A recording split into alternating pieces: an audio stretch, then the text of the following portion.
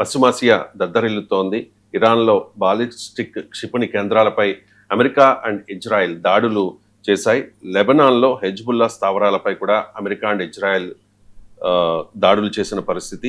మరోవైపు ఇరాన్ అయితే యుద్ధాన్ని విస్తరిస్తోంది సార్. అజర్బైజాన్ పైకి తాజాగా డ్రోన్లు ప్రయోగించింది. ఒమన్ పోర్టు పైన కూడా దాడి చేసింది. గల్ఫ్ దేశాలపై ఇరాన్ దాడుల్ని కొనసాగిస్తోంది. యుద్ధ నౌకపై దాడికి ప్రతీకారం తీర్చుకుంటామని కూడా ఇరాన్ ప్రకటించిన పరిస్థితి. సార్, పశ్చిమాసియా దద్దరిల్లుతోంది. మరోవైపు సెప్టెంబర్ దాకా యుద్ధం కొనసాగవచ్చు అని చెప్పి అమెరికా అంచనా వేస్తోన్న పరిస్థితి. ఇరాన్ మాత్రం ఇతర ప్రాంతాలకు కూడా యుద్ధాన్ని విస్తరిస్తోంది. కారణం ఏంటి సార్? అంటే ఇరాన్ ఇప్పుడు గల్ఫ్ దేశాలకు మాత్రమే కాదు, తుర్కీ పైన అటాక్ చేసింది. ఈవెన్ అజర్బైజాన్ పైన అటాక్. అజర్బైజాన్ గల్ఫ్ దేశం కాదు, అజర్బైజాన్ మాజీ సోవియట్ రిపబ్లిక్ లో ఉన్న దేశం. సో ఒక రకంగా స్ట్రిక్ట్లీ గల్ఫ్ నేషన్స్ కాదు ఇది. సో మీకు అంటే ఆ వెస్ట్ ఏషియా దాటి కూడా అటాక్స్ చేసే ప్రయత్నం చేస్తుంది. సో దీనికి కారణం ఏంటి అనే క్వశ్చన్ సహజంగానే వస్తుంది.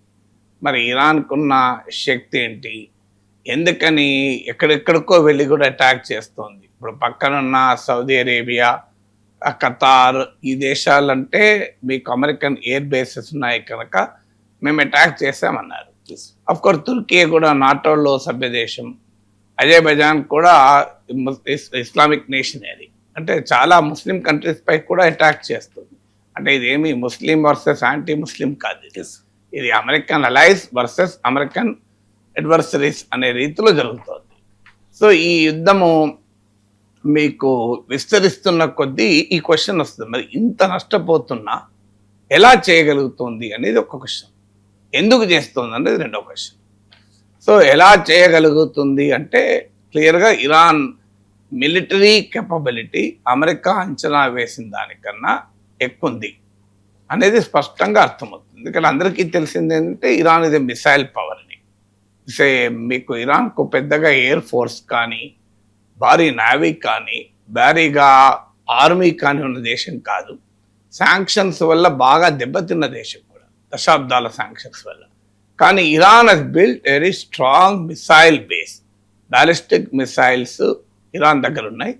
దాంతోపాటు ఇరాన్ వద్ద మీకు ఈ డ్రోన్స్ తయారు చేసే కెపాసిటీ ఉంది.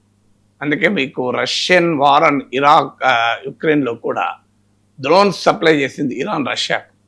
సో అందువల్ల ఈ డ్రోన్స్ అండ్ మిసైల్ కెపబిలిటీతో ఇరాన్ విరుచుకుపడుతోంది అనేక దేశాలపైన. ఇప్పటికే అమెరికాకు చెందిన రాడార్ సిస్టమ్స్, మీ ఖతార్లో ఉన్న మోస్ట్ అడ్వాన్స్ రాడార్ సిస్టమ్, అంటే 1000 కిలోమీటర్ల దూరం నుంచి కూడా వచ్చేటువంటి బ్యాలిస్టిక్ మిసైల్స్ను గుర్తించగలుగుతుంది. సో అలాంటి రాడార్ సిస్టాన్ని ధ్వంసం చేసింది ఇరాన్. ఇది మీకు న్యూయార్క్ టైమ్స్లో దాని ఫోటో కూడా వచ్చింది, ధ్వంసం అయిన తర్వాత ఫోటో.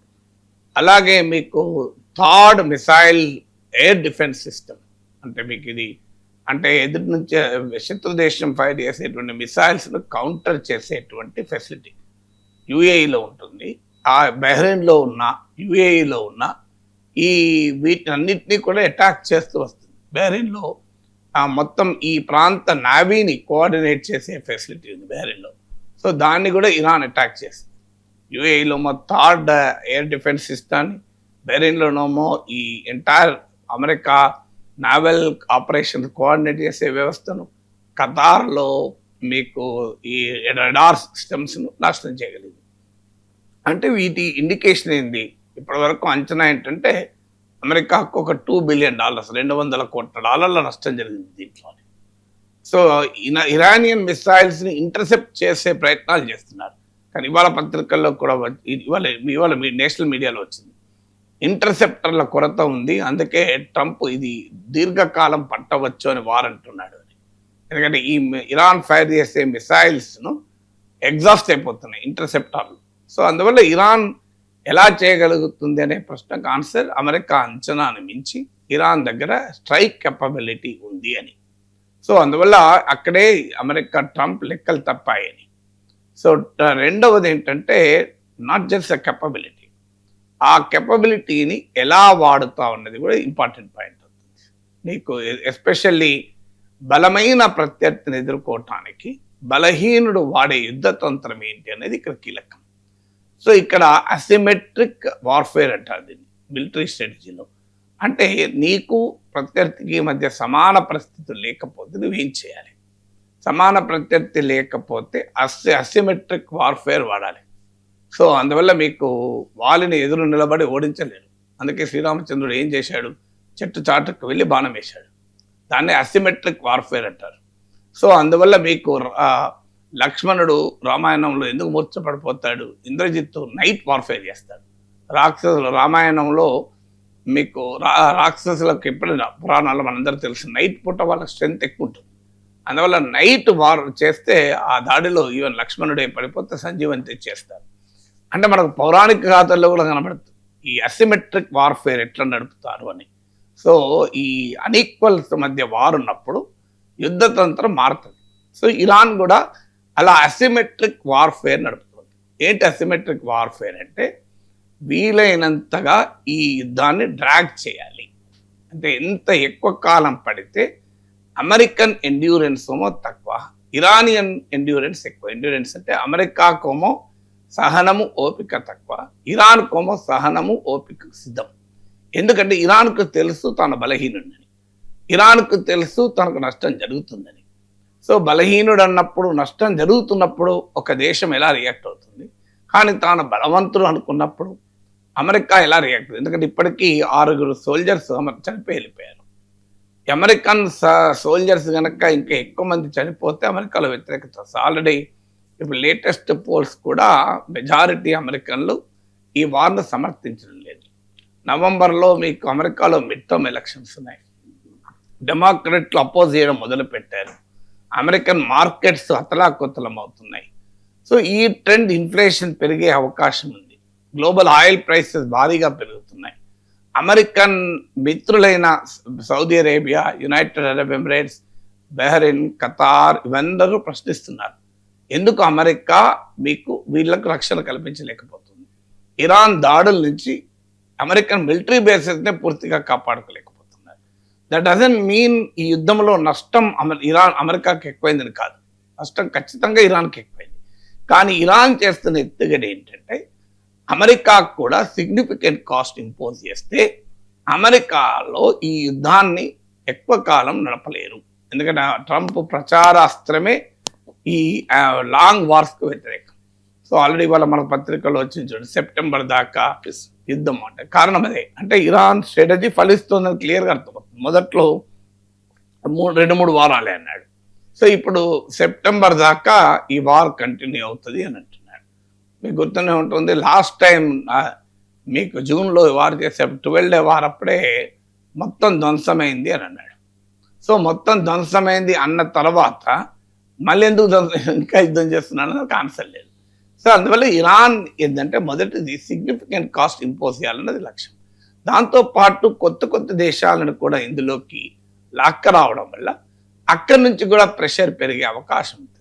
దీనికి తోడు స్ట్రెయిట్ ఆఫ్ హార్మోజ్ను మూసేశారు. దాంతో గ్లోబల్ ఆయిల్ సప్లైస్ ఇంపాక్ట్ అవుతున్నాయి. అంటే అమెరికాకు, అమెరికా మిత్ర దేశాలకు, ప్రపంచానికి ఈ యుద్ధం భరించలేని తలనొప్పిగా మార్చాలి. ఈ ప్రాసెస్లో తాము నష్టపోతారు. సో అందులో అనుమానం లేదు. కానీ ఆ నష్టాన్ని భరించడానికి ఇరాన్ సిద్ధంగా ఉంది. అందువల్ల ఒక లాంగ్ డ్రాన్ అసిమెట్రిక్ వార్ఫేర్ అనే యుద్ధతంత్రాన్ని ఉపయోగించి ఇరాన్ ఈ వార్ను ఎక్స్పాండ్ చేస్తుంది, ఎక్స్టెండ్ చేస్తుంది. సో ఎక్స్టెండ్ ఈ రెండు ఇరాన్ స్ట్రాటజీలో కీలకమైనవి. యుద్ధానికి ముందు 2-3 వారాలే అనుకున్నారు. యుద్ధం స్టార్ట్ అయిన తర్వాత ట్రంప్ ప్రకటించారు 4-5 వారాల పాటు కొనసాగించవచ్చు అని చెప్పేసి. గతంలో కూడా మీరు చెప్తున్నట్టుగా జూన్లో ఇరాన్లోని అణుస్థావరాలను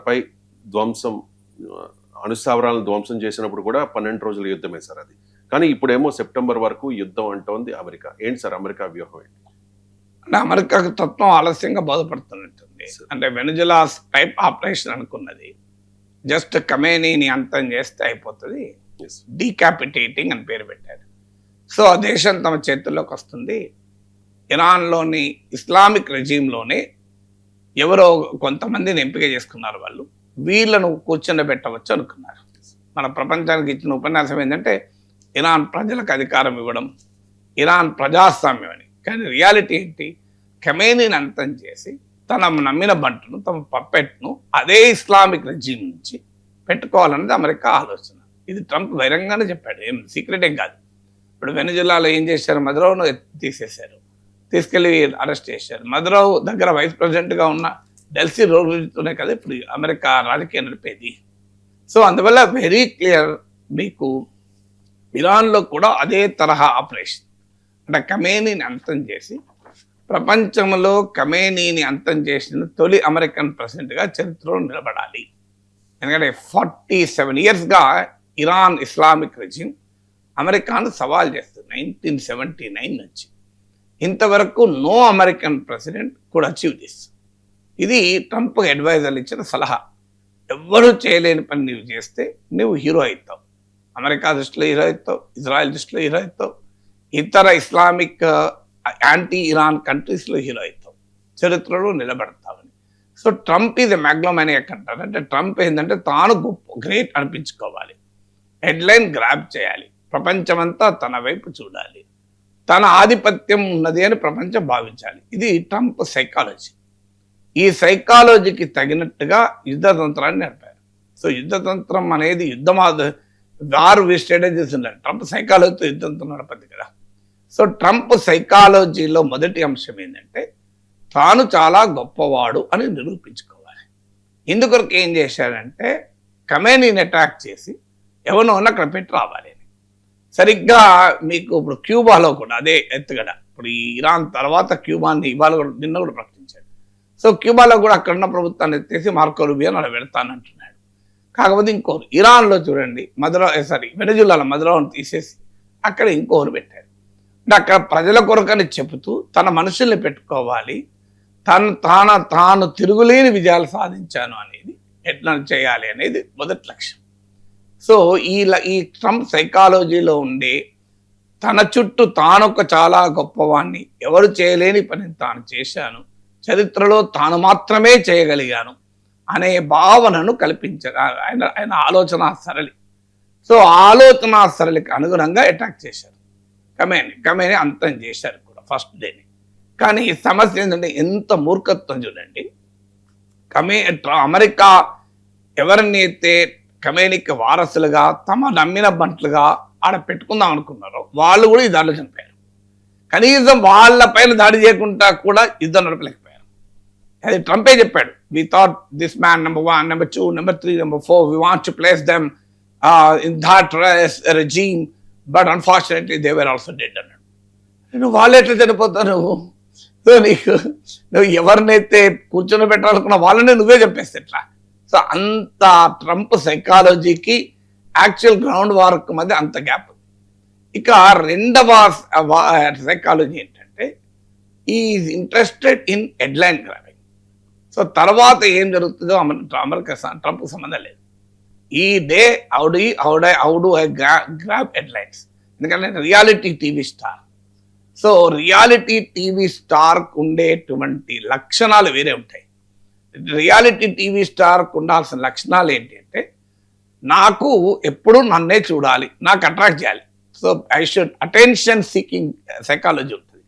సో ట్రంప్ సైకాలజీలో రెండవ అంశం ఏంటంటే ఈ రియాలిటీ టీవీ స్టార్ సైకాలజీ. అందుకే మీరు గమనించండి, మీకు ఒక హెడ్లైన్ వచ్చేసింది మదురౌది. సో నెక్స్ట్ హెడ్లైన్ కొరకు మళ్ళీ ఇరాన్ నిలబడ్డాడు. ఇరాన్ది హెడ్లైన్స్ సరిగా అయిపోలే, ఇంకా ఏం చేయాలో అర్థమవుతుంది. సెప్టెంబర్ దాకా నడిచేటట్టుంది. ఇమీడియట్గా ఇవాళ నిన్న మళ్ళీ స్టేట్మెంట్ ఇచ్చాడు. సో ఇరాన్ తర్వాత నెక్స్ట్ క్యూబానే, it is only a matter of time అని. అంతకుముందు గమనించండి, ఈ వెనుజులా కన్నా ముందు కొన్ని రోజులు గ్రీన్లాండ్ అన్నాడు. చాలా కాలం గ్రీన్లాండ్ హెడ్లైన్స్ నడిపాడు. అంతకుముందు కెనడా గురించి నడిపాడు, మీకు 51st స్టేట్ అని. సో ఇలా ఎప్పుడు కొన్ని రోజులు టారిఫ్ అని నడిపాడు. మీకు లాస్ట్ 1 yearలో చూడండి ట్రంప్ లేని వార్త ఉండదు పేజ్ 1లో. సో ఈ రియాలిటీ టీవీ స్టార్కు ఉండే అటెన్షన్ గ్రాబింగ్ సైకాలజీ రెండవది. అలా ఇక్కడ కూడా మొదలు పెట్టాడు. కానీ ట్రంప్ సైకాలజీకి ఇక్కడ వార్ గ్రౌండ్ వార్కు మళ్ళీ తేడా. ట్రంప్ అనుకున్నంత సులభంగా లేదు, ఇది చాలా కాంప్లెక్స్ ఆపరేషన్గా ఉంది. ఇరాన్ కెపబిలిటీని కూడా చాలా తక్కువ అంచనా వేశారు. మూడోది ఏంటి అంటే ట్రంప్ సైకాలజీలో ఓపిక తక్కువ, సహనం తక్కువ, ఒక దానిపైన నిలబడడు. సో ఇప్పుడు అదే కనబడుతుంది చూడండి మీరు. మొదట్లో ఏమన్నా లాస్ట్ టైం 12 days తర్వాత వార్ ఆపాడు. యాక్చువల్గా మీకు నెతన్యాహు వార్ కంటిన్యూ చేయాలన్నాడు. అప్పుడు కూడా ఖమేనీనే అంతం చేయాలని నెతన్యాహు ప్రతిపాదన. ట్రంప్ ఒప్పుకోలేక ఆపేశాడు. Israel was completely upset. ఏమన్నాడు, అయిపోయింది, మొత్తం ధ్వంసం చేసేసిన న్యూక్లియర్ సైట్స్, ఇక ఇరాన్ దగ్గర అణ్వాయుధ కెపాసిటీ లేదు అన్నాడు. ఎందుకంటే దాడి ఆపదలుచుకున్నాడు కనుక ఆ పొజిషన్ తీసుకున్నాడు. వెంటనే మళ్ళీ ఏమన్నాడు, లేదు ఇప్పుడే ఇరాన్ దగ్గర అణ్వాయుధాలను అందుకే దాడి చేస్తున్నాడు. నీవే చెప్పావు కదా లాస్ట్ జూన్లో ఇరాన్ దగ్గర అణ్వాయుధ సామర్థ్యం మొత్తం నాశనం అయిపోయింది అని. మళ్ళీ ఎందుకున్నాయంటే ట్రంప్ ఒక మాట మీద నిలబడాడు. హైలీ అన్ప్రిడిక్టబుల్, ఏ క్షణం ఏం మారుతాడో ఆయనకే తెలియదు. సో ఇప్పుడు మొదట్లో ఈ వారం మొదలయ్యేటప్పుడు ఏమన్నాడు, it's a matter of days అన్నాడు, మ్యాటర్ ఆఫ్ వీక్స్ అన్నాడు, ఇప్పుడు మ్యాటర్ ఆఫ్ మంత్స్ అంటున్నాడు. సో ట్రంప్ సైకాలజీ రిఫ్లెక్ట్ అవుతుంది చూడండి ఇరాన్ వార్లో కూడా. మీకు ఇది ఫోర్త్ ఆస్పెక్ట్ ఏంటంటే ఈ doesn't own his allies also. మీకు చూడండి ఇంత జరుగుతుంటే మీకు ఆ యూరోప్ పైన అటాక్ చేశాడు, గ్రీన్లాండ్ విషయంలో కెనడా మీద అటాక్ చేశాడు, ఇప్పుడు ఆయన మిత్ర దేశాలన్నీ సఫర్ అవుతున్నాయి ఇరాన్ దాడుల్లో. వాట్ ఈజ్ డూయింగ్, ఏమీ చేయలేకపోతున్నాడు చూడండి. యుఏఈ, మీకు ఖతార్, బహ్రెయిన్, కువైత్ అన్ని దేశాలపైన అటాక్ జరుగుతుంటే Turkey, Azerbaijan, Trump is only a spectator, ఏమీ చేయలేకపోతున్నాడు. సో మరి ఇరాన్ దాడుల నుంచి తన మిత్రులు అటాక్ అవుతున్నా ఎందుకు ఏమి చేయలేని పరిస్థితి తీసుకొచ్చాడు. Trump doesn't bother. సో ట్రంప్కు ఉండే సైకాలజీలు ఏంటంటే నో ఫ్రెండ్ నో ఫో, తన ప్రయోజనాలు నెరవేరాలి, ఎవరిని ఏ సమయంలో ఏం చేస్తుంది. ఇప్పుడు ఐదో సైకాలజీ ఏంటంటే ట్రంప్ నేచర్లో ఏంటంటే ఈ వాంట్స్ క్రెడిట్. అంటే ఫీల్డ్ మీద నిజంగా సక్సెస్ కాకపోయినా ఈ will claim success and go away. ఇప్పుడు అది జరుగుతుందా అని అనుమానం. ఎందుకంటే మీరు గమనించండి, ఇండియా పాక్ వార్లో నేనే ఆపానన్నాడు, వెళ్ళిపోయాడు. మీకు చైనా విషయంలో ఎన్నిసార్లు స్టేట్మెంట్ ఇచ్చాడు చూడండి, చైనాను కట్టడి చేశానని. ఎన్నిసార్లు స్టేట్మెంట్ ఇచ్చి మీకు అంటే తన పని కాకపోయినా సక్సెస్ కాకపోయినా ఈ claim success and goes away. So ఇప్పుడు కూడా ఇరాన్లో కూడా అయిపోయింది, ఖమేనీ నుంచి లేపేశాం, మా లక్ష్యం నెరవేరింది అని వన్ ఫైన్ మార్నింగ్ ఈ మే గో బ్యాక్ ఆల్సో. ఆఫ్ఘనిస్తాన్లో అదే చేశాడు కదా. అందువల్ల ట్రంప్ సైకాలజీకి గ్రౌండ్లో ఉండే వార్ఫేర్కి మధ్య గ్యాప్ వల్ల ఈ పరిణామాలు జరుగుతున్నాయి. ఇరాన్ పై అమెరికా ఇజ్రాయెల్ యుద్ధం 7వ రోజుకు దానికి ముందే చాలా సార్లు చర్చలు కూడా జరిగాయి కదా సార్. వాస్తవానికి చర్చలు జరుగుతూ ఉండగానే ఇరాన్ పై అమెరికా ఇజ్రాయెల్ దాడి చేశాయి కూడా. ఇప్పుడు ఇరాన్కు మిత్రదేశమైన చైనా అంటోంది సార్, మధ్యవర్తిత్వానికి మేము సిద్ధము అని చెప్పి. సో జిన్పింగ్ చెప్తే ట్రంప్ వింటాడా? అంటే ఎప్పుడు కూడా మధ్యవర్తిత్వం జరిపేటప్పుడు ఈ క్వశ్చన్ అడగనండి. మీరు అడిగిన క్వశ్చన్ ఈయన చెప్తే ఆయన వింటారా అని మధ్యవర్తిత్వం చేయరు. వింటారా వినరా అనేది ఎలా తెలుస్తుంది, మధ్యవర్తిత్వం చేస్తేనే తెలియాలి కదా. సో చైనా మధ్యవర్తిత్వం ఎందుకు చేయాలనుకుంటోంది అనేది క్వశ్చన్ తప్ప అవుట్కమ్ ప్రతిసారి స్పెక్యులేషన్ ఉండదు. అంటే శ్రీకృష్ణ పరమాత్మ చెప్తేనే కౌరవులు వినలేదు కదా అని చెప్పి శ్రీకృష్ణ రాయబారం ఆగిందా? మన పురాణాల్లో ఉన్నాయి కథలు కదా. శ్రీకృష్ణ పరమాత్మ వెళ్తేనే అర్జునుడిగా వినలేదు, అంత అమాయకుడా. సో శ్రీకృష్ణుడే అంటాడు, మీకు రాయబార గట్టలు ఉంటుంది, యుద్ధం ఆగదని అని తెలుసు, సంధి కుదరదని తెలుసు, సంధికి సుయోధనుడు అంగీకరించడని తెలుసు, అయినను పోయి రావాలని వస్తున్నకు అంటాడు. అందువల్ల ఇది కూడా అంతే, సంధి కుదరదని తెలుసు, సంధికి సుయోధనుడు అంగీకరించడని తెలుసు, ఆయనను పోయి రావాలని వస్తున్నకు అంటాడు. అంటే రాయబారానికి డిప్లొమసీకి ఉండే స్వభావం అది. డిప్లొమసీ అనేది పాసిబిలిటీస్ను అంచనా వేసి పాసిబిలిటీస్ను ఇలా అని డెఫినెట్గా భావించి మీరు అన్నట్లు జిన్పింగ్ మాట ట్రంప్ వింటాడు అంటేనే పోడు ఉండదు. పాసిబిలిటీస్ను అన్వేషించుకుంటూ ప్రయత్నం చేయడమే diplomacy. So they will effort. ఇప్పుడు ఎవరికి చెప్తే వింటాడనేది తెలిస్తే ఈ వారం జరుగుతాయి చెప్పండి. నీకు తెలుసా, నాకు తెలుసా, ఎవరికైనా తెలుసా? సో ట్రంప్ ఎవరు చెప్తే వింటాడని తెలిస్తే వారే తెలియదు. అయితే మీకు అంతకుముందు బిఫోర్ వారము ఈ నెగోషియేషన్ మీడియేషన్ చేసింది ఒమన్.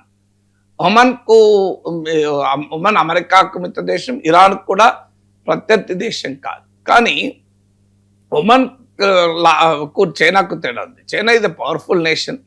సో గతంలో ఇరాన్కు సౌదీ అరేబియాకు మధ్య కూడా చైనానే మీడియేట్ చేసింది. మీకు ఈవెన్ అమెరికా మిత్ర దేశమైన సౌదీ అరేబియాకు అమెరికా ప్రత్యర్థి దేశం, శత్రు దేశమైన ఇరాన్ల మధ్య చైనా మీడియేట్ చేసింది.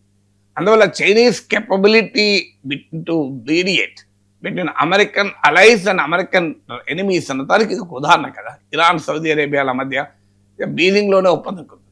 సౌదీ అరేబియా ఇరాన్లు చాలా కాలం కొట్టుకున్నాయి. ఎందుకంటే Saudi is a Sunni nation, Iran is a Shia nation. Saudi అరేబియాలో ఒక ప్రావిన్స్లో షియా పాపులేషన్ కూడా ఉన్నారు. సో చాలా కాలం ఘర్షణ జరిగింది. ఇరాన్ ప్రాక్సీ అయిన హూతీస్ సౌదీ పైన అటాక్ కూడా చేసేవారు. అయినా కూడా చైనా మీడియేషన్లో అమెరికా మీడియేషన్లో జరగలేదు. మీకు ఇజ్రాయెల్కు, ఈజిప్ట్కు, ఇజ్రాయెల్కు, యునైటెడ్ అరబ్ ఎమిరేట్స్కు అమెరికా మీడియేషన్లో జరిగితే మీకు ఇరాన్కు, సౌదీ అరేబియాకు చైనా మీడియేషన్లో జరిగింది. కారణం ఏంటంటే China can influence American allies and American enemies అని. అమెరికన్ ఎనిమీస్ ఎందుకు ఇన్ఫ్లుయెన్స్ జరుగుతుందంటే వాళ్ళు అమెరికా రైవల్సే కనుక వాళ్ళకి నెక్స్ట్ ఆశ ఏమైనా ఉంటే చైనానే కదా. ఎందుకంటే అమెరికాకు ప్రపంచంలో అతిపెద్ద రైవల్ చైనానే. అమెరికన్ ఎలైజ్ ఏంటి అంటే China is a big country, powerful nation కనుక చైనాతో సంబంధాలు అనివార్యం. ఇటీవల ట్రంప్ వైఖరి తర్వాత మరింతగా అమెరికన్ ఎలైజ్ చైనా వైపు చూస్తున్నాయి. మీకు యూకే ప్రైమ్ మినిస్టర్ చైనాకి వెళ్ళాడు, ఫిన్లాండ్ ప్రెసిడెంట్ చైనాకి వెళ్ళాడు. చైనాకు యూరోపియన్ లీడర్స్ క్యూ కడుతున్నారు. ఎందుకంటే ఈ ట్రాన్స్ అట్లాంటిక్ పార్ట్నర్షిప్ బ్రేక్ అయ్యాక అంటే అమెరికా పైన ఆధారపడే యూరప్ వల్ల ప్రమాదము అని యూరోప్కి అర్థమవుతుంది. అందుకే యూరోప్ వాంట్స్ ఇండిపెండెన్స్ అని యూరోపియన్ ప్రెసిడెంట్ వ్యాఖ్యానించారు. Independent from home? యూరోప్ ఏమైనప్పుడు స్వతంత్ర దేశాలు కావా? They want independent from United states. అందుకొరకు ఏంటంటే చైనా వైపుతో సంబంధాలు పెట్టుకుంటున్నారు. ఈవెన్ మీకు చైనా గ్లోబల్ ఇన్ఫ్లుయెన్స్ కూడా పెరుగుతుంది. అప్పుడు ఆఫ్రికాలో కూడా చైనీస్ ఇన్వెస్ట్మెంట్, లాటిన్ అమెరికాలోని చాలా దేశాలకు చైనా నెంబర్ 1 ఆ నెంబర్ 2 ట్రేడింగ్ పార్ట్నర్. అందువల్ల చైనీస్ గ్లోబల్ క్లౌట్ ఒకటి, అమెరికా మిత్రుల్లో కూడా చైనాకు ఉన్నటువంటి క్లౌట్ 2, మూడోది చైనా అమెరికా రైవల్స్లో ఎలాగూ చైనా క్లౌట్ ఉంటుంది. ఈ 3 ఫ్యాక్టర్స్తో పాటు 4వ ఫ్యాక్టర్ ఏంటంటే చైనా విషయంలో ట్రంప్ వెనక్కు తగిన సందర్భాలు కూడా ఉన్నాయి. మీకు ట్రేడ్ వార్లో మనం చూసాం, ఈవెన్ తైవాన్ విషయంలో కూడా చూసాం. చైనా విషయంలో ఆ దూకుడు ట్రంప్ చూపెట్టినా అదేం రిజల్ట్ ఉండదు. అందువల్ల చైనా కొంతవరకైనా ఈ వార్ని ఎండ్ చేయగలిగితే చైనాకు ఆ కెపాసిటీ ఉంది, బలమైన దేశం కనుక. నేను చెప్పిన కారణాల రీత్యా అటు ఇరాన్కు తోటి గల్ఫ్ నేషన్స్ మధ్య కూడా చైనా కెన్ మీడియేట్. ఎందుకంటే United Arab Emirates, Saudi Arabia ఈ దేశాలకు కూడా చైనాకు బలమైన సంబంధాలు ఉన్నాయి. ఇప్పుడు చైనా ఇది biggest oil consumer of Gulf of Saudi కూడా. సో చైనాకు ఉన్నటువంటి ఈ రిలేషన్స్, ఈ క్లౌట్ వల్ల కాస్త మీడియేట్ చేసుకోవటానికి అవకాశం డెఫినెట్గా ఉంది. బట్ ఇంటాడా వినడా అనేది how can I speculate. Iran పై దాడి జరిగితే భారత్ ఖండించలేదు. అదే యునైటెడ్ అరబ్ ఎమిరేట్స్ పై ఇరాన్ దాడి చేస్తే మాత్రం భారత్ తీవ్రంగా స్పందించింది, ఖండించింది కూడా. సార్, ఖమైనీ చనిపోయి ఇన్ని రోజులైనా కూడా నిన్నటి వరకు భారత్ స్పందించలేదు, సంతాపం కూడా వ్యక్తం చేయలేదు. తాజాగా అంటే నిన్న భారత్ ఖమైనీ మృతికి ఇరాన్కు సంతాపం తెలిపిన పరిస్థితి. ఎందుకు సార్ భారత్ వైఖరిలో ఈ మార్పు? సంతాపం తెలపడమే కాదు, మీకు పేపర్లో ఇంకో వార్త ఉంది, సైనిక ఘర్షణలతో ఏ వివాదాన్ని పరిష్కరించుకోలేము అని మోడీ అన్న మాటలు కూడా ఇక్కడ కీలకం. అయితే మీరు అన్నట్లు ఖండించలేదు ఇండియా, స్పందించలేదు అంటే తప్పు. ఖండించలేదన్న నిజం, స్పందించలేదన్న నిజం కాదు. విచారం స్పందనకు ఖండనకు తేడా ఉంటుంది. డిప్లొమసీలో స్పందన వేరు, ఖండన వేరు. మీరు అన్నట్లు యుఏఈ పైన ఇరాన్ దాడినోమో ఇండియా ఖండించింది, ఇరాన్ పై అమెరికా ఇజ్రాయెల్ దాడుకోమో స్పందించింది. ఖండించడానికి స్పందించడానికి తేడా అంటే ఖండించడమేమో క్లియర్ స్టాండ్ తీసుకోవడం, స్పందించడమేమో you have responded very cautiously. అయితే ఆ స్పందనలో కూడా sovereignty and territorial integrity should be respected అన్న పదం వాడింది. ఆ పదం వాస్తవంగా ఇరాన్కు అనుకూలమైన పదమే. ఎందుకంటే సావర్నిటీ అండ్ టెరిటోరియల్ ఇంటెగ్రిటీ, దేశాల సార్వభౌమాధికారాన్ని, దేశాల ప్రాదేశిక సమగ్రతను గౌరవించాలి అని కూడా ఇండియా వ్యాఖ్యానించింది. అయితే ఆ గౌరవించని వ్యక్తి దేశం ఏది అని చెప్పలేదు, గౌరవించకపోవడం వల్ల బాధిత దేశం ఏది అని చెప్పలేదు, గౌరవించాలి అని చెప్పి వెళ్ళిపోయింది. సో గౌరవించాలి అన్నారు కరెక్టే. ఎవరు గౌరవించండి? గౌరవించింది అమెరికా ఇజ్రాయెల్ కదా. అమెరికా ఇజ్రాయెల్ గౌరవించాలన్న పదం వాడలే. మీకు వెనుజులా పరిణామాలపైన ఇండియా ఇచ్చిన స్టేట్మెంట్లో కూడా మనకు ఆశ్చర్యం, అమెరికా అన్న పదం వాడలే. వెనుజులా పైన మన రియాక్షన్ ఎక్కడ అమెరికా అన్న వర్డ్ లేదు. సో ఇప్పుడు కూడా ఇండియా ఇచ్చిన స్టేట్మెంట్లో సావర్నిటీ, టెరిటోరియల్ ఇంటెగ్రిటీని రెస్పెక్ట్ చేయాలని మాత్రమే అన్నారు. But who is not respecting it అనేది చెప్పలేదు. మరి రెస్పెక్ట్ చెయ్యంది ఎవరు ఇక్కడ? ఇరాన్ కాదు కదా ఫస్ట్. అఫ్ కోర్స్ ఇరాన్ తర్వాత ఇతర దేశాలపైన దాడులు చేయొచ్చు, కానీ మొదలు దాడి చేసింది ఎవరు? అమెరికా అండ్ ఇజ్రాయెల్ కదా. సో అందువల్ల మీకు ఆ స్టేట్మెంట్ డెఫినెట్గా ఇరాన్కు సానుకూలంగా లేదు అన్న భావన అయితే కలిగింది. తర్వాత మీకు ఇజ్రాయెల్కి అనుకూలంగా ఉంది, ఎందుకంటే ఇజ్రాయెల్ పేరు కూడా తీయలేదు, అమెరికా పేరు కూడా తీయలేదు ఇండియా అనేది ఒక క్వశ్చన్. దీనికి ఈ యుద్ధం జరిగే కొద్ది రోజుల ముందే మన ప్రధానమంత్రి ఇజ్రాయెల్ పోయి మామూలుగా తన మద్దతు ప్రకటించలేదు. సో దానివల్ల కూడా India is taking one stand. అంటే వెస్ట్ ఏషియాలో మనం ఇదివరకు కూడా ఇజ్రాయెల్ రైవల్స్కి మధ్య we use to maintain our balance. So ఆ బ్యాలెన్స్ ఎందుకంటే మనకు డైరెక్ట్ స్టేక్స్ లేవు, మనం ఏం బాడప్పుడు India Pak war, India China ఘర్షణ అంటే మన డైరెక్ట్ స్టేక్స్. ఇక్కడ మన డైరెక్ట్ స్టేక్స్ లేవు, మన ప్రమేయం లేదు, కానీ దాని ప్రభావం మన మీద పడుతుంది కనుక ఆ ప్రభావానికి కోసం మనం న్యూట్రాలిటీని తీసుకున్నాం. సో ఆ ఇండిపెండెంట్ స్టాండ్ను న్యూట్రాలిటీ మనం తీసుకున్నాం. ఎందుకంటే మనకు సంబంధం లేని వారు కనుక మనమేమి ఆ వారు కారణము కాదు, మనం చెప్తాడు ఎవడు వినేవాడు కూడా లేడు. కానీ ఇప్పుడు ఈ బ్యాలెన్స్ను కాస్త టిల్ట్ అయింది ఇజ్రాయెల్ వైపుగా అన్నది విమర్శ వచ్చింది. ఆ విమర్శ వచ్చిన తర్వాత ఇప్పుడు ఆ విమర్శలో మరో భాగం ఏంటంటే ఖమేనీని అంతం చేసినా కూడా మాట్లాడలేదు. ఇండియా కనీసం ఇది ఒక సావరెన్ కంట్రీ పైన అటాక్ చేసి ఆ లీడర్ మంచోడా చెడ్డోడా తర్వాత సంగతి, అతన్ని అటాక్ చేసి చంపేయడం అనేది international law violation. NATO member country, European union member country అయిన స్పెయిన్ తీవ్రంగా ఖండిస్తోంది. కనీసం స్పెయిన్ చేసిన సాహసాన్ని కూడా ఇండియా ఎందుకు చేయలేకపోతుంది? ఈ ప్రాంతంలో మనకు అన్ని దేశాలు అవసరం కదా. పోనీ మనం క్లియర్గా అమెరికాకు ఇజ్రాయెల్ వైపు ఉంటే మనకు ఉపయోగపడతారా? మనకు ఇండియా పాక్ ఆపరేషన్ సింధు టైంలో అమెరికా ఏమి ఉపయోగపడింది మనకు? సో అందువల్ల ఈ వైఖరి మన ప్రయోజనాలకు కూడా ఉపయోగపడదు కదా అనే క్వశ్చన్ ముందుకు వస్తుంది. పోనీ సౌదీ అరేబియా మన శత్రువైన పాకిస్తాన్తోనే డిఫెన్స్ అగ్రిమెంట్ చేసుకుంది కదా. ఇలా పాకిస్తాన్ పైన మనం మళ్ళీ ఆపరేషన్ సింధూర్ జరిపితే పాకిస్తాన్ మద్దతుగా సౌదీ అరేబియా వస్తుంది వాళ్ళ మధ్య కుదిరిన ఒప్పందం ప్రకారం.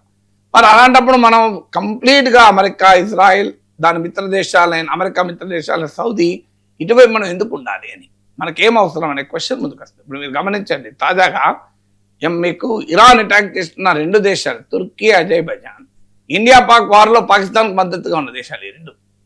మరి పాకిస్తాన్కి మద్దతుగా ఉన్న రెండు దేశాలు ఇరాన్ అటాక్ చేస్తే ఇండియాకు లాభమే కదా, మనం ఎందుకు రియాక్ట్ కాం? సో పాకిస్తాన్ అటాక్ చేసిన పాకిస్తాన్కు మద్దతుగా నిలిచి భారత్పై దాడికి పాకిస్తాన్ సహకరించిన తుర్కీ, అజర్బైజాన్ల పైన ఇలా ఇరాన్ దాడి చేసింది. నీ పర్పస్ నెరవేరింది కదా, మరి మనం ఎందుకు దాన్ని ఆహ్వానించకూడదు? ఇలాంటి ప్రశ్నలు వస్తున్న నేపథ్యంలో ఇది అనివార్యమైంది మోడీ ప్రభుత్వానికి ఈ మేరకైనా వైఖరి మార్చుకోవడం. ఎందుకంటే ప్రతిపక్షాలు పెద్ద ఎత్తున అటాక్ చేశాయి. ఇది క్లియర్గా ఇండియన్ ఇంట్రెస్ట్లకు దెబ్బ తగులుతోంది. భారతదేశ ప్రయోజనాలకు దెబ్బ తగిలిన మోడీ ప్రభుత్వానికి ఉన్న ఐడియాలజికల్ రీజన్స్ వల్ల, అంటే దేశీయ పొలిటికల్ ఎజెండాను బేస్ చేసుకొని ఫారిన్ పాలసీని, ఇంటర్నేషనల్ రిలేషన్స్ అనుసరిస్తోంది. దేశీయ పొలిటికల్ ఎజెండా అయిన యాంటీ ముస్లిం పాలిటిక్స్ను ఇంటర్నేషనల్ రిలేషన్స్లో కూడా పెట్టి, ఇరాన్ ఒక ఇస్లామిక్ కంట్రీ కనుక, ఇజ్రాయిల్ అనేది యాంటీ ముస్లిం కంట్రీ కనుక ఇజ్రాయిల్కు మద్దతు ఇస్తున్నారు అనే విమర్శ పెద్ద ఎత్తున మొదలైంది. దీనికి తోడు ఈ వార్ ప్రొలాంగ్ అవుతున్న కొద్దీ అమెరికాలోనే కాదు, హోల్ పబ్లిక్ ఒపీనియన్ కూడా ఈ వార్కు వ్యతిరేకంగా ఉంది. మీరు ఇండియాలో కూడా విపరీతంగా జనం చూస్తున్నారు, ఎక్కడ పోయినా ఇదే చర్చ, ఇదే డిస్కషన్. ఇప్పుడు నేను ఈ వార్ జరిగిన 28 నుంచి ఇప్పటి వరకు ఈ 6 daysలో కనీసం నా వీడియోలో 40 లక్షల మంది చూడొచ్చు నా ఛానల్లోనే. ఇంకా ఇతరత్ర ఇంకా ఎక్కువ ఉంటాయి. సో అందులో 8 వీడియోలు 1,00,000 మంది చూశారు మినిమం. సో ఇంత రెస్పాన్స్ నాకు ఇంతవరకు చాలా వాటి మీద మాట్లాడాక ఎప్పుడు రాలేదు. కారణం ఏంటంటే ప్రజల్లో కూడా వ్యతిరేకత ఉంది, ట్రంప్ పైన బాగా వ్యతిరేకత ఉంది మన దేశంలో. ఈ వార్తో సంబంధం లేదు అది, ఎందుకంటే ఎక్కడికి పోయినా మిడిల్ క్లాస్ ఫ్యామిలీస్ ఇవాళ ట్రంప్ తిడుతున్నారు. నేను నిన్న వరంగల్లో పెళ్ళికి పోతే వాళ్ళు చెప్తున్నారు, మా పిల్లలు ఐటీలో పనిచేస్తున్నారు సార్, ఈ ట్రంప్ వచ్చినప్పటి నుంచి ఉద్యోగాలు పోతున్నాయి, ఈ ట్రంప్ వచ్చినప్పటి నుంచి ఐటీలో జాబ్స్ లేవు, సో ట్రంప్ మన మీద అటాక్ చేస్తున్నాడు. అంటే మోడీ ఫ్రెండ్ అయిన ట్రంప్ పట్ల భారతదేశంలో తీవ్రమైన వ్యతిరేకత, మామూలు వ్యతిరేకత లేదు. ఇండియాలో కనుక ట్రంప్ ఓట్లేమంటే ఘోరంగా ఓడిపోతున్నాడు. సో ఇది మోడీ పైన బీజేపీ పైన కూడా రిఫ్లెక్ట్ అవుతుంది. ఎందుకంటే BJP vote base middle class. So middle class ఓటర్లలో ఇవాళ మోడీ ఫ్రెండ్ అయిన ట్రంప్ పట్ల తీవ్రమైన వ్యతిరేకత. సో అందువల్ల పబ్లిక్ ఒపీనియన్లో ట్రంప్కు వ్యతిరేకంగా, యుఎస్కి వ్యతిరేకంగా పెరుగుతోంది, వార్కు వ్యతిరేకంగా. మరోవైపు ఇరాన్లో చిన్నారులు 160 మంది చిన్న పిల్లలు చంపేశారు. ఇవన్నీ మన పేపర్లో కూడా, మన ఆంధ్రజ్యోతిలో కూడా పేజ్ 1లో చాలా పెద్ద వార్త వచ్చింది చూడండి. సో అందువల్ల మన దేశంలో కూడా పబ్లిక్ ఒపీనియన్ వన్ సైడెడ్ లేదు. పొలిటికల్ ఒపీనియన్ ఏమో బీజేపీ వన్ సైడెడ్గా ఉంది, మోడీ వన్ సైడెడ్గా ఉన్నాడు. కానీ భారత ప్రజలు వన్ సైడెడ్గా లేరు. భారత ప్రజలు they are not buying this agenda. Iran ఏదో ముస్లిం కంట్రీ, ఇజ్రాయెల్ ఏదో ముస్లిం కంట్రీ అటాక్ చేస్తుంది. మరి సౌదీ అరేబియా ముస్లిం కంట్రీ కదా, యుఏఈ ముస్లిం కంట్రీ కదా, అజర్బైజాన్ ముస్లిం కంట్రీ కాదు, తుర్కీ ముస్లిం కంట్రీ కాదు. ఈ ముస్లిం యాంటీ ప్రో ముస్లిం సంబంధమే ఉన్నది దీంట్లో. బెహ్రీన్, ఖతార్, ఇప్పుడు ఇవన్నీ ముస్లిం కంట్రీసే కదా. మరి అవన్నీ ఇజ్రాయెల్ కూడా అనుకూలంగా ఉన్న దేశాలు కూడా ఉన్నాయి కదా, అమెరికాకు అనుకూలంగా ఉన్నాయి కదా ఇవన్నీ. మరి అమెరికాకు అనుకూలంగా ముస్లిం దేశాలు ఉన్నాయి, అమెరికాను ప్రశ్నిస్తున్న ఇరాన్ ముస్లిం కంట్రీ. మనకెందుకు పంచాయతీ ముస్లిం వర్సెస్ యాంటీ ముస్లిం ఎక్కడ? సో అందువల్ల బీజేపీ వైఖరిని భారత ప్రజలు అంగీకరించడం లేదు. సో మీరు ఎక్కడన్నా కావాలంటే పోల్ జరపండి, తెలుస్తుంది. మా మోడీ ప్రభుత్వ వైఖరి పట్ల భారత ప్రజలు అంగీకరించే ప్రసక్తే లేదు. సో ఇది అర్థమవుతున్న కొద్దీ ఈ వైఖరిలో కాస్త మార్చుకొని చనిపోయిన 2 రోజుల తర్వాత ఇరాన్ సంతాపం ప్రకటించి సైనిక ఘర్షణలతో వివాదాల పరిష్కారంగా, నేను అంతకుముందే చెప్పాను, రష్యాలపై this is not the Iraq war అన్న మోడీ ఇక్కడ నెతన్యాహు దగ్గర ఎందుకని లేదు? ఇప్పుడు ఈ సైనిక ఘర్షణలతో వివాద పరిష్కారం అనొచ్చు కదా, అనలేదు కదా నెతన్యాహుతోని. నువ్వు సైనిక ఘర్షణలతో ఏ వివాదం పరిష్కారం కాదు, నువ్వు చెయ్యకని అనడా? అనలేదు కదా. అక్కడ ఉక్రెయిన్లో చిన్నపిల్లల మీద రష్యన్ బాంబులు పడుతున్నావు ఖండించాడు. ఇక్కడ ఇరాన్ పైన చిన్నపిల్లలు చంపేస్తే బాంబులు కనీసం దానిపైన స్పందించలేదు. సో ఇవన్నీ కూడా పొలిటికల్గా కూడా వ్యతిరేకత ఇండియన్ పబ్లిక్ ఒపీనియన్ ఫామ్ అవుతుంది కనుక ఈ మేరకైనా కాస్త రియాక్ట్ అయినట్టుగా ఉంది.